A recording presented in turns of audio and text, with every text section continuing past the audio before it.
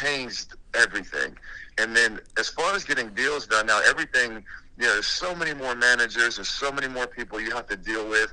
You see what it did with like even the OTE league, like the leagues. There's high school leagues that are out there, Yeah, the and OTE. social Yeah, media has just been such a big presence. yeah, You know, that overtime elite league is but I can't see that staying too much longer with so many of the top players getting so much NIL money. Like the kid is going to BYU getting $8 million.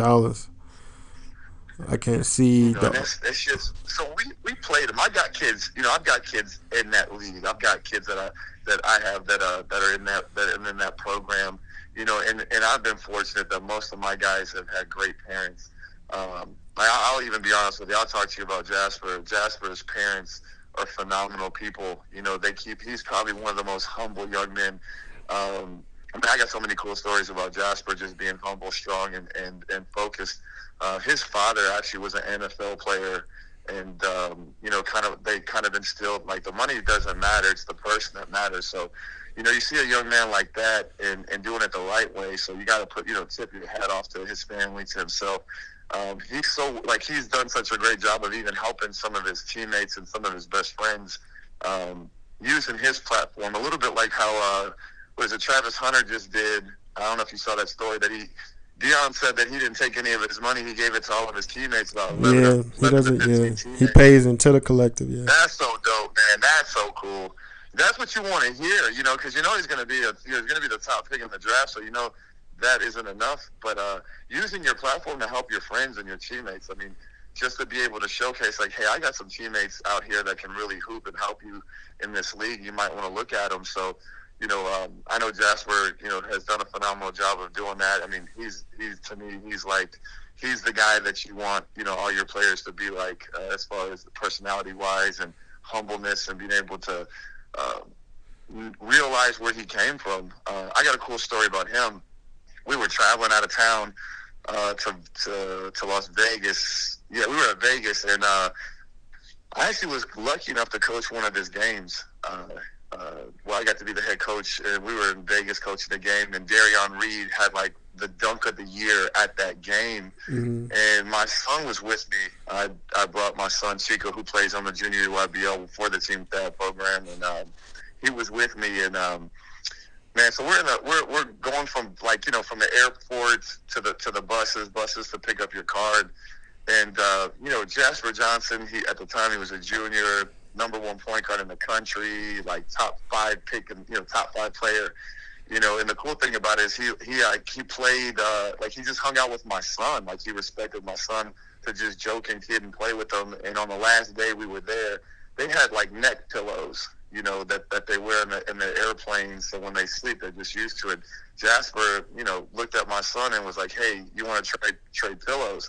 And of course, like what kid wouldn't want to trade their raggedy, a head pillow with Jasper Johnson just to have something from him. So, right. Jasper did it out of love of his heart to be able to bond with my son. And then, we were at a game in Memphis, and this guy was like, "Hey, Jasper, can I get your shirt?" He's like, "I can't give you this one because I have to wear this one in the game. I don't have another one." But he actually opened up his backpack, and he just started like giving this young kid just shirts, like just whatever he had in his backpack, he was just unloading on this young man.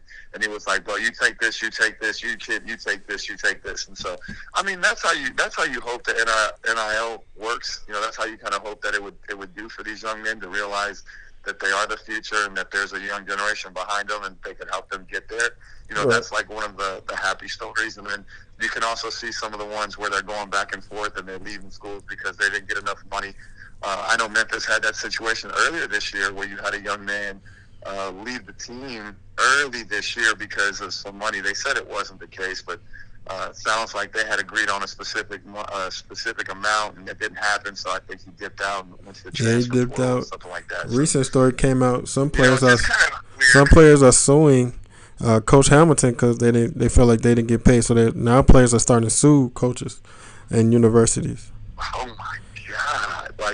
And you got a manager there too, who's like a manager who's your go-to guy, who's probably doing all the work, bucking these guys' heads up and doing all that stuff. And at the end of the day, guys like me who've been around it forever have seen it from from the original aspect of just recruiting kids that could play to where it is today. And it's just completely transformed the entire the recruiting world. And now as coaches, you have to be, you have to be versed in that. You have to be aware of what's going on. You have to be prepared to be able to understand, that that's the world that we live in today. And you have to be able to work within the guidelines, whatever the rules may be. You have to be able to do that. And at the same time, be able to fit where, you kind of got to get in where you can fit in with that. So that's just kind of transformed the whole thing. And I know that's been a really good conversation out there in the basketball world. And so behind the scenes, if you think it's hectic, I promise you, Coach, it's just as bad as you think that it is on both sides, good and bad. But it is that I wonder if people out there who aren't in the basketball world wonder what it's really like. Is it really that bad? Yes, it can be that bad. It can be that great. It has both sides, and that's the reason why I think it's going to be around for a long time.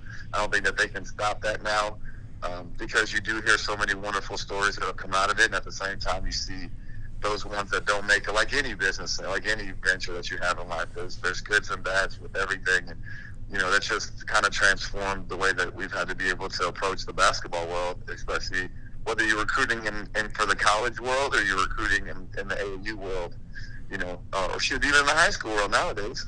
Yeah, even in the high school side, I know state of North Carolina, they approve for kids to get NIL money and stuff like that. But that only really the Catholic schools. I would think the private schools win on that. Public schools barely have enough money to be open. So the top Catholic schools are going to win if they are able. They're already able to recruit and to give players scholarships. So in public schools, they're necessarily not supposed to recruit. They're supposed to just take kids in their area. And a lot of times, Catholic schools take the public schools to court when they bring in a lot of good transfers because they feel like public schools not supposed to do that, which is unfair. But it seems like a way if they bring NIL to the high school that only the Catholic schools are going to win with that. You know what I'm saying? So you're so right about that. And you can take that one step further. From what I have seen, you can take that one step further. Even in the city schools, you can take that one step further. Where I've seen, certain municipal schools over city schools. Like there's even like schools that are in the local area that are real city schools, and then there's what we call the municipal area. So what we have out here and where I'm from is you got the city of Memphis, and then you've got the municipalities, which are kind of like the suburbs. Well, the suburbs, they have a little bit more room as far as on the financial side because they do have private investors who will help out, or guys that have gone to the school, or let's say like maybe some political figures who want their program to develop because it'll attract more business, or it'll attract more residents, it'll attract more people wanting to come to their municipal school as opposed to staying in the city. So you definitely could see that kind of like from Catholic to municipal to city.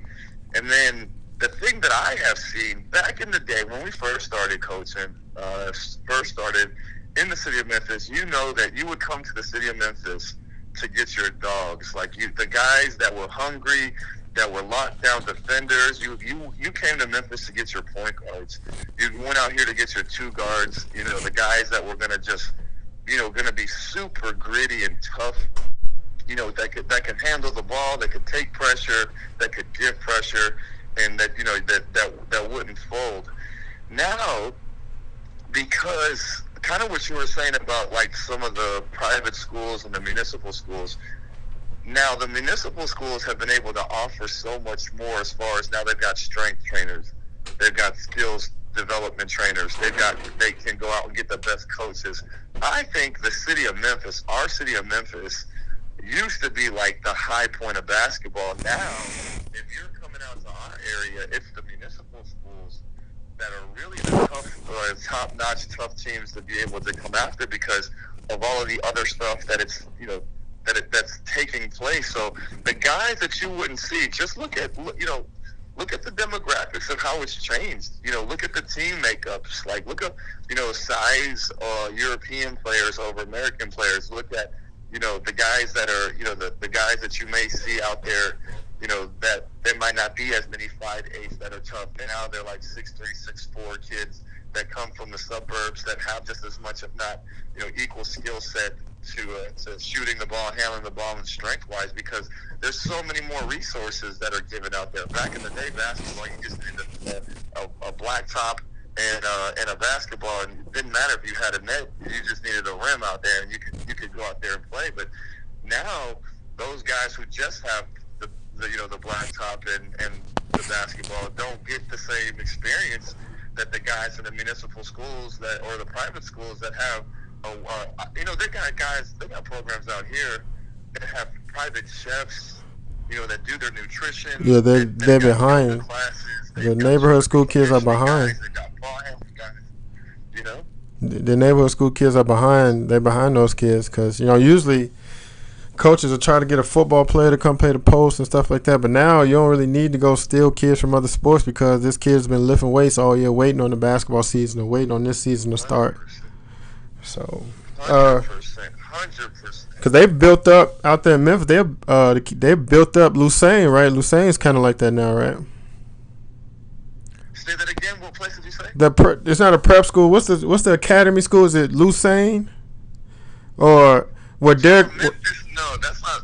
We have like the prep schools that we have out here. We actually have Tennessee Prep that's out here. We had a St. George that was trying to hook up with Nike. We don't necessarily have like a major prep school out here. They had a place called Pure Academy that they tried to get. But what's the school that Derrick Rose put his son at, and that my uncle's daughters they Yep. What's crazy is Derrick Rose's son actually plays with my son, and he was at the place I was telling you about Reform, where I was telling you where they got the Noah's the place that Dad created. MJ, Derek's son, who used to go out there and train and go practice and use that facility as well. But they are working at these young prep schools where they're being able to do and have these additional resources. Lausanne, I think, is the one that you're talking about. Yeah. Couldn't think of the name. Lausanne has always been able to get the best NBA guys around. Marc Gasol went there when Powell was playing here. Marc Gasol went here when Zebo was playing here. Little Zebo was at there. Any of the pros, typically any of the actual pros that go there end up going to Lausanne. You had, I think, Musa was there, who's now playing for the University of Memphis. They had a lot of good guys that have gone through that program, and I mean, I know the strength trainer over there, Wayne. He's a phenomenal older gentleman that has years and years of experience. But in order to be able to create the body that you're looking for, weightlifting is important, but the nutrition is just as important. You got to think, if you're going to school and that's the only meals that you're getting in a day, which a lot of people in the city of Memphis use the school as an opportunity to be able to get their breakfast, lunch, and dinner, and then you're going to go compete against a program that has a private chef that feeds them breakfast, lunch, and dinner. And when they travel, they get meals, and it's a balanced meal where they don't give them junk, because it's cheap. They give them the real deal stuff that's going to create fuel for their body so that they can grow, and then you expect them to compete. My hat's off to all the city coaches that are competitive, because you're kind of playing against the stacked deck, and there's a lot of teams out here that are still super successful. But Whitehaven is a program. Willie Kemp, I know you remember Willie Kemp. I remember Willie Kemp. University of Memphis basketball player. He's got a phenomenal team, and he's having to do it himself. Whitehaven is like what you would call like if you were to say what are the major schools, in the city of Memphis as far as that have great basketball history. Whitehaven comes to mind. East comes to mind. Melrose comes to mind. And out of those two schools, I would say Whitehaven and East are still the two dominant forces that are going to be in the city.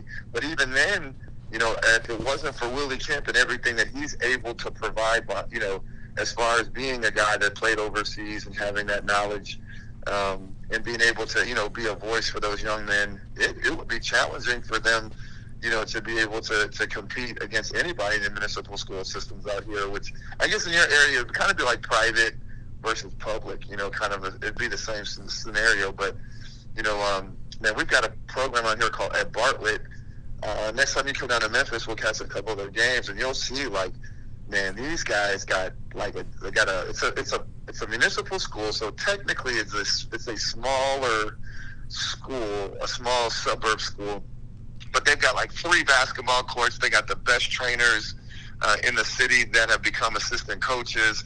They have 2 feeder programs where they put 2 phenomenal coaches in place so that they can have the middle school people feeding into the high school. And then those middle school coaches help train as well, you know, and so that they're all on one page. That Coach Real does a phenomenal job over there being able to connect the dots together. And, man, they play a national schedule for a municipal school. Like, it almost kind of how, what was it? Not Bogan. What's the other school? What school did Derrick Rose go to up there?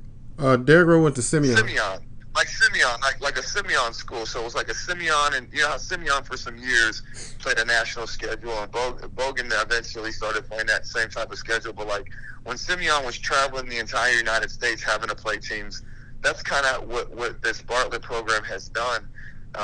And they've done it without NBA money. They've done it without ex-NBA pros or ex-guys helping it out. It's actually just been the actual school system, the municipal school area, and the local businesses supporting Bartlett to be able to create what they have, and understanding how important sports are to these young people and how it can help build a community. And, man, Bartlett is really on the up right now in our city. And 5 years ago, when I was at Lamar Owens, one of the first guys, when Coach Real got the job over there, I actually used to recruit that school. And, I mean, and they were very bare bones. I mean, bare bones, man. Mm-hmm. Old gym. I mean, sweat box, nothing was going on. Dion was just trying to find his footing out here, his feeding out here, his footwork out here. And now all of a sudden, he went from that to being, you know, a premier program. It was kind of fun to watch him do what he's doing over there. And I think these guys went to like Colorado, Arizona already this year and played. I don't even know where they went this break, but you know, just keeping up with them. You got to stay up with them on social media because you're not going to find them here. They've been to Dallas. I mean, they've already traveled at least 4 times, and it's the middle of the season just to play some of the top-notch talent in the area. They've got 2 phenomenal freshmen that are starting. Braylon and DJ, 2 kids that I actually got to coach against and coach with on the team dad side. But, man, those kids are just so different.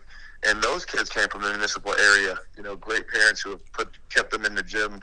They stay out of trouble. They stay focused. And you're going to be hearing those names for a very, very, very long time.